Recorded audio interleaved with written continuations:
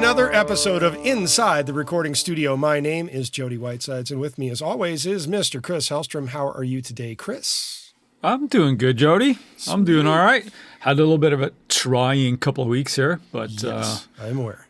That's not for this podcast, but I am doing all right. I just thought I'd throw that out there and be vague and try to be interesting. Well, good on you.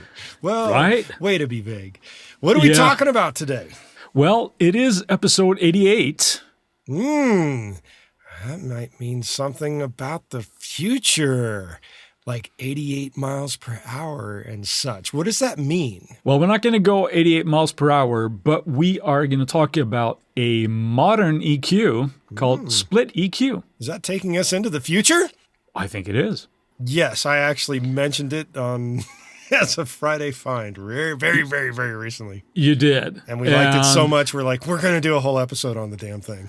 Yeah, it's really cool. And apologize in advance if this sounds like an unabashed commercial for it, but it's actually not intended like that. But it is a very cool plugin that we thought deserved an episode, essentially. Yes. So, the way I would probably posit this is that thinking in terms of a general overview of this thing, at some point in the future, I can imagine doing a ridiculous deep dive just like we've done on a few other pieces of gear, because this thing is beyond. You definitely need your scuba tank to dive into this one. So get ready. We're going to nerd out. Yeah. So just to dive in here, right? What is split EQ? Rather than just immediately giving a definition of it, I want to just give my first reaction to it when I got a copy of it to play with for a moment. And I started laughing. That was my very first reaction. I just started laughing. And then the first phrase that came out of my mouth was, "This is just fucking cool." Yeah. And I'm laughing about it now, just thinking about it, just from having played around with it. It was just like, holy cow, what you can deal with. To define it, it is a modern EQ. There's no question about it. It's not trying to emulate or recreate any kind of vintage piece of analog gear. It is a modern EQ. It is, as you might say, a tool and quite possibly a weapon. Yeah. If you're not careful, it's definitely the latter, because it is very easy to get sucked into this thing. Or at least it is for me, because like you sit and like, oh my God, I could do this. Oh, shit, damn. But what it isn't, it is not like a vibe EQ. This is not something like, oh, it's emulating this. It's a very modern sense. And there are others out there, of course, that are modern type of EQs when they're not necessarily trying to emulate a Pultec or a Neve or what have you. Right. But this is an EQ that is just unabashedly non-coloring, but what you can do with it can be very, very coloring. Sure. I would go so far as if I was going to make a comparison to, say, a Marvel universe character, I would compare this EQ to being Dr. Stephen Strange. All right, whatever. You've lost me at Marvel. So, what I mean by that is he was very, very arrogant in the beginning of the first Doctor Strange film because he was the best, quote unquote, surgeon of his type in the world. I'm just going to nod in the camera here because I have no idea what you're talking about. Yeah, that's what this EQ essentially is in my mind, is like looking at what this thing can do and how well it can do it is along the lines of like a Dr. Stephen Strange arrogance to it in a way. But Eventide is not necessarily an arrogant company. They just happen to do really good stuff.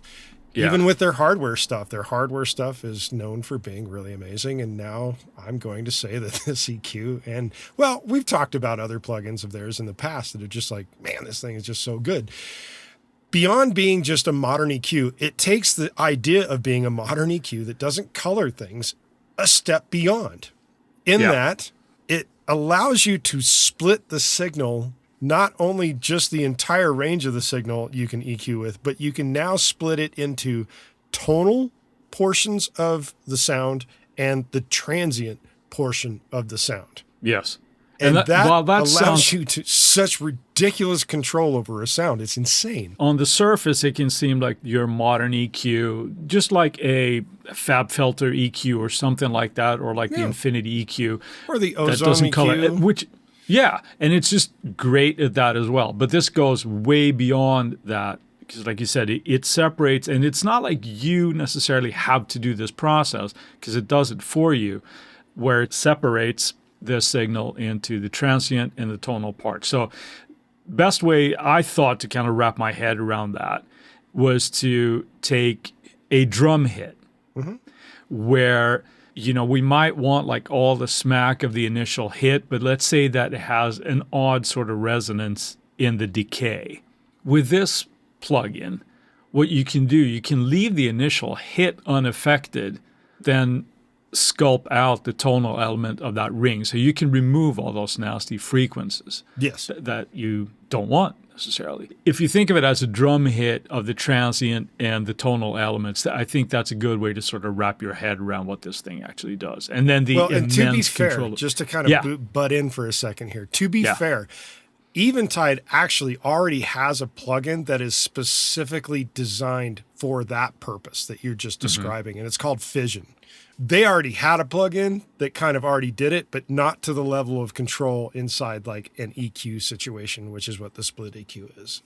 And this is not designed for doing the processing that I described there. Right. But I think that for me, when you first started telling me about this plugin, I didn't know sort of like, okay, well, what does that mean? But once I sort of played around with it a little bit and get the concepts, like, oh, okay, all right, now I see it. And then you dive in more and more, and you're like, oh my God, I can do this, and you can do this. And so did you start laughing too? I did, yeah. I mean, I played around with a few audio examples, and I had one thing I messed around with, just again to familiarize myself a little bit more with this plugin, was I started playing around with some kick drums that I had recorded. Yep. With different microphones and things, and as an experiment type of a vibe. And as with a lot of times experimentation, something sounds like garbage. It just but I was able to actually, with the split EQ, get something usable out of a kick drum that sounded. Yeah, it sounded bad. It was just like, it's not a good sound, right? It had a lot of weird frequencies in it, and it's just not something that I would ever use, right? I think that points to the strength of the split EQ, where you can, instead of just thinking of an EQ as possibly like a sweetening EQ, this can very much be a surgical thing of fixing stuff that isn't recorded very well. Could that be like surgical of epic proportions?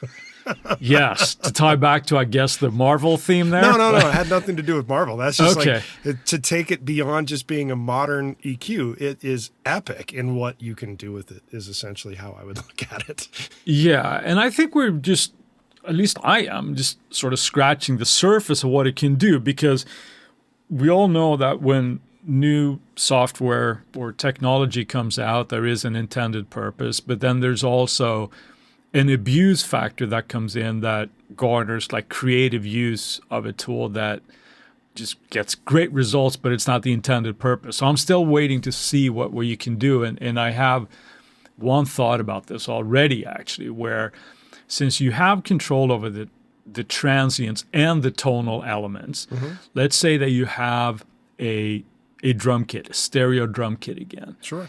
If you lower all the transient information in there, it's still there. It's not as prominent. I think you can probably create some pretty convincing sort of like ambient room sounds in a sort of esoteric way, by just because it makes you sound like the drum kit is a little bit more removed from you when you have all the transients, and throw compression on there and distortion and what else, and you have probably something really cool. Well, I've thought about almost the exact opposite in terms of like with acoustic guitars and other instruments, where it's like, man, maybe if I could dial a lot of this tonality out of it and then just use just the transient hit, you could get some pretty excited vibe to it. And if I go along the lines of something I recently watched, it's like, man, you could take something, EQ all the tonality out of it, use the transients of it, mix it back in with the original track, and really hyper excite attacks, essentially. Yeah. Apologize again if it sounds like just like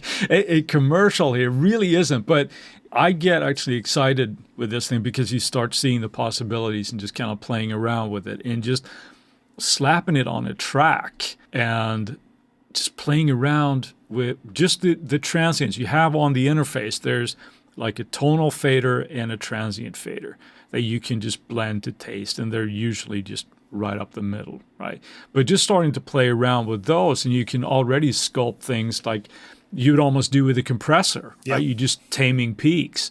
So maybe that's another thing that you could do over the kit, just stream of consciousness here, where you hyper accent the transients and use that as a side chain for a compressor on a drum kit or something. Ooh, that would be strange, wouldn't it? I have to try that out. Yeah. Now, thinking about by you mentioning doing exactly that, that brings to mind another producer, engineer friend of ours that we've actually had on the show, George Leger. Yeah. I had mentioned that he needs to check out this EQ as well. And his first question is, well, is that like a dynamic EQ? That's what it kind of sounds like. I said, no, you really need to download it, play with it, and check it out, because it is not a dynamic EQ. And there is a very useful need for dynamic EQs.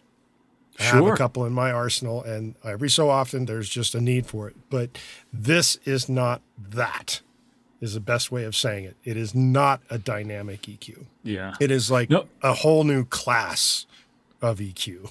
Is how I would look at it. Well, it's certainly a different breed. Yes, very different breed. And I think the people from Eventide say that, you know, a modern world calls for modern tools or whatever, something from the advertising department, right?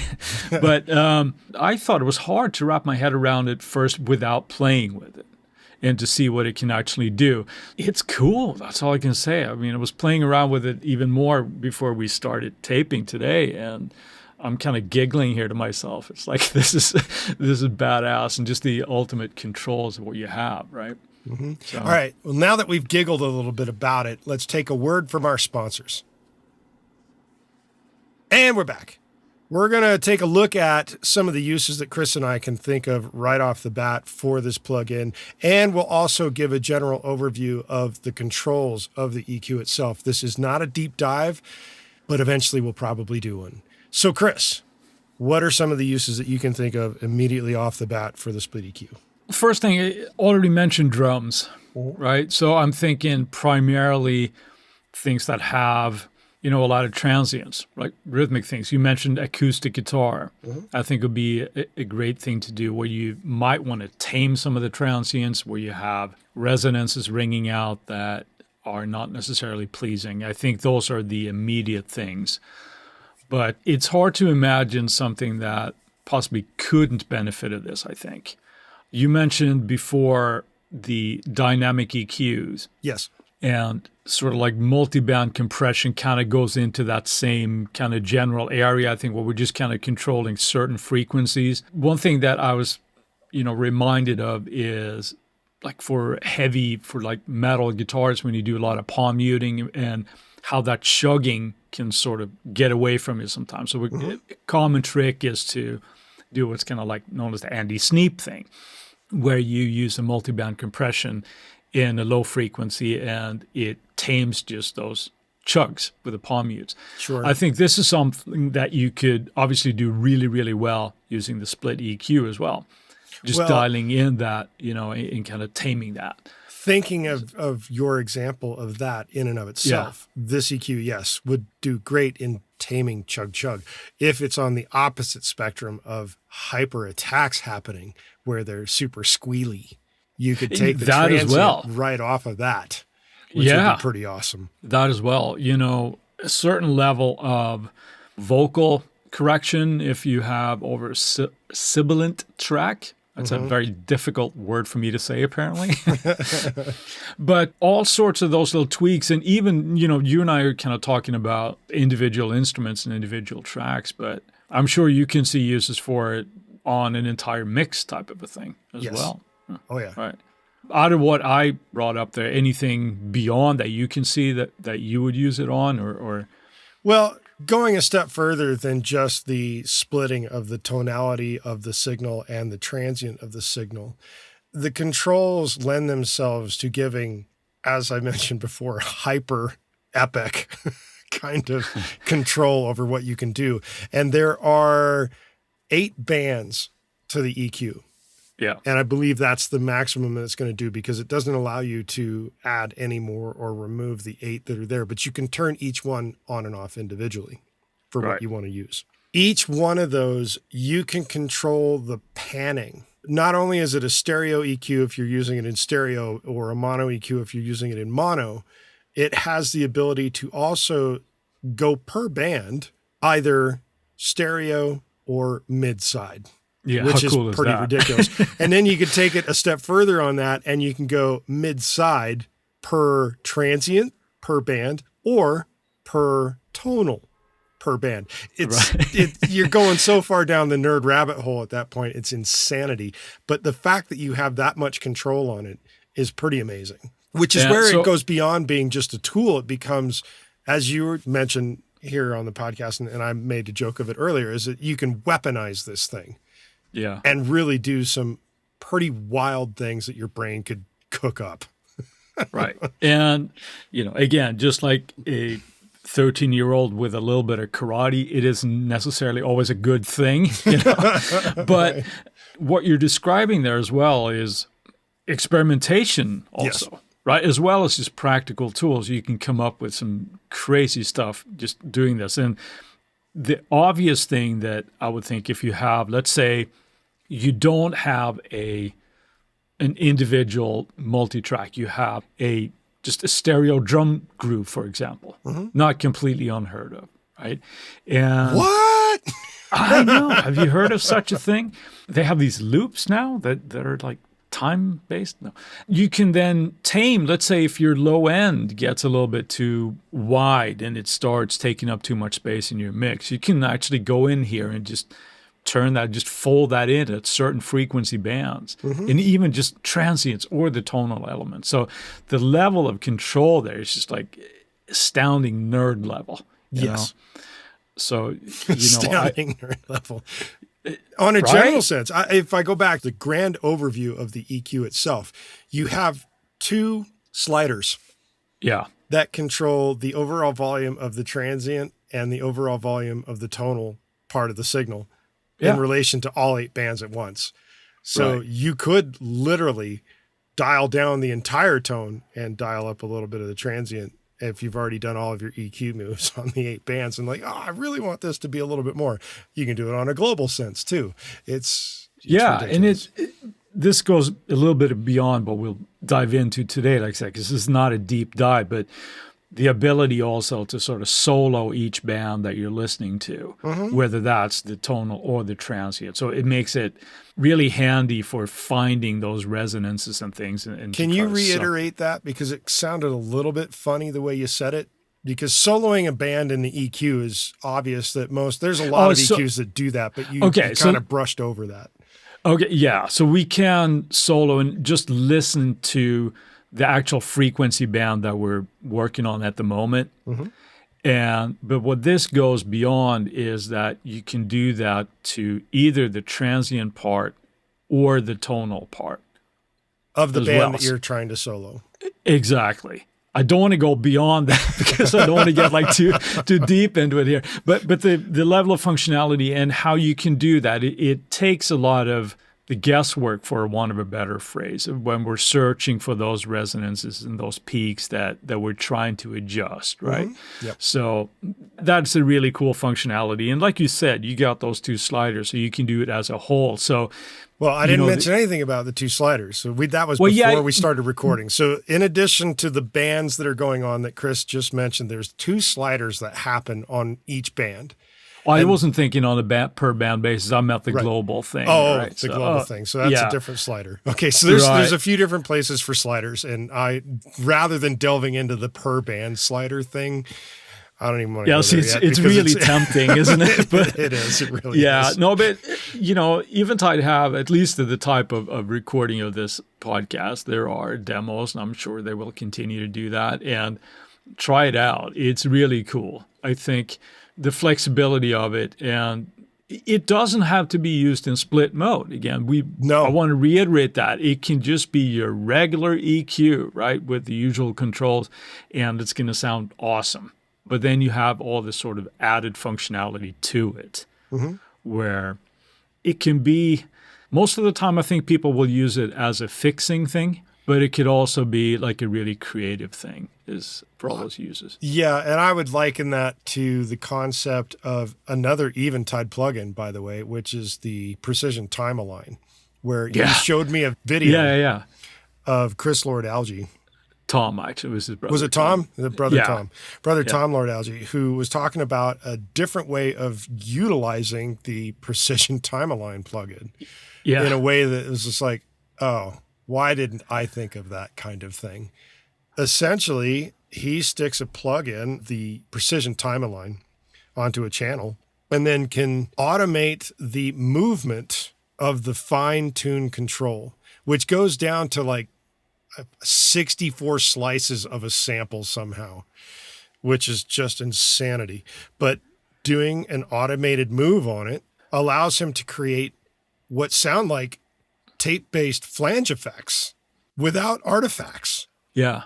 Well, he uses, a printed track of the full mix as well as your full mix, and then, the changes in between there. And that doing that, he does this really cool thing where he can control exactly when the peak of the flange or the dip of the flange is happening. So he could control that to land on like a riser right at the beat and that kind of stuff. So, well, and again, I imagine that you could do the same thing with the split EQ with, how EDM guys like to do all the frequency cutoff kind of stuff to open things up kind of thing. I can imagine automating through, it's just even off the top of the head, a drum loop where I'm cutting out all the transients and I've got just tone of drums going, and then automating the transient to come in a bit more and maybe automating the tonality to come out a little bit more. You could really get hyper wild on this stuff. It's insanity. Yeah. So in that regard, it becomes a massive new tool for creative use of EQ. Yeah. There's just no question. I would like to see what this would do in the hands of somebody like BT, who's like loves to dive into this kind of stuff, right? And really squeezing out everything out of stuff and just his enthusiasm type of stuff for audio processing and all the things that he would do to this. So that would be interesting. Here's something that just popped into my head thinking in terms of like chopping things up, which is what he was known for. And he has developed plugins. But I could imagine instead of having a tremolo effect where things are going back and forth and it's the whole signal, wouldn't it be cool to automate the transient to go bright from right to left like a tremolo? I think you could we really know what you're going to do today.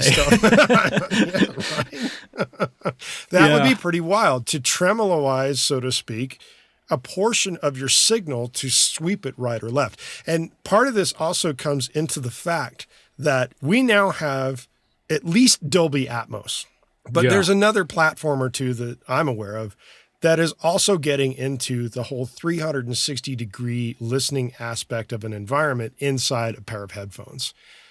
This EQ to me becomes something that goes part and parcel with 360-degree mixing as well.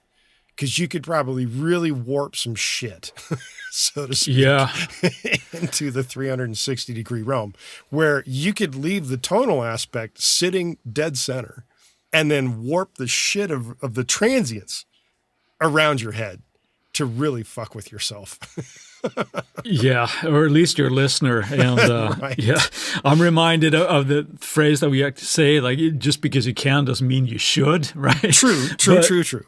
But there will no doubt come out exciting new uses for it. It's one of those plugins that it took me a minute to sort of wrap my head around, but the possibilities, as just you and I are just kind of like streaming consciousness talking about it here. Right. Use some imagination and we're not even mentioning some of the aspects to the plugin that go far beyond the nerd rabbit hole, so to speak. There's a lot. And I think we'll probably do one of those in the hopefully not too distant future. We kind of dive into this. It really does need a deep dive explanation of like the whole aspect of it, but that's not the idea right now. Yeah. One other thing I would like to mention is that a lot of EQs also come with analyzers.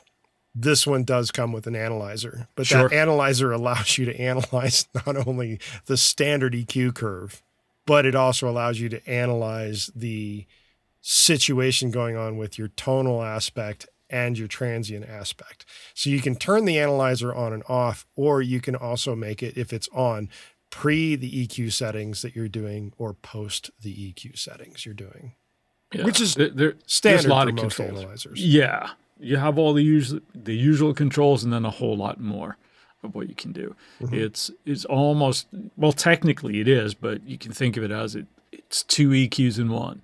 No, 3. And then some.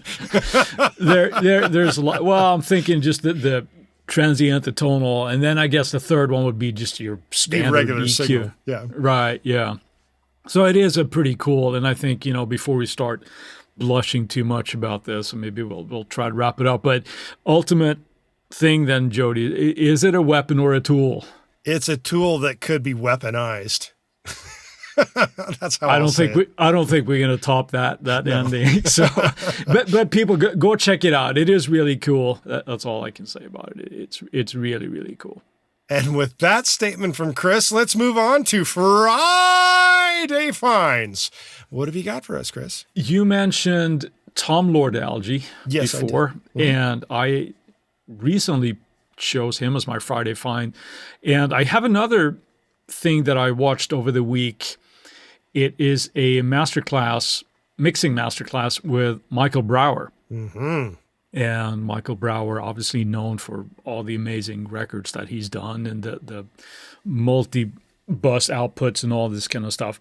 But this was a different one, and his enthusiasm for this kind of stuff is just freaking contagious. Did it give you a chubby? No comments. Too personal, bro. No. but it was really, really good. And this was an episode, and I think we'll put this in the show link so you can go and check this out. Uh-huh. He was given a stereo mix, mind you, a stereo mix that somebody wanted remixed. What to do? He walks you through the process of what ended up happening with some other fantastic tools that are out there that we've talked about from Isotope. Mm-hmm. And they're mentioning both RX and Ozone with the music rebalance and stuff, and how he breaks apart in his workflow. He actually broke this mix apart and was able to clean it up and do a new mix out of a stereo track.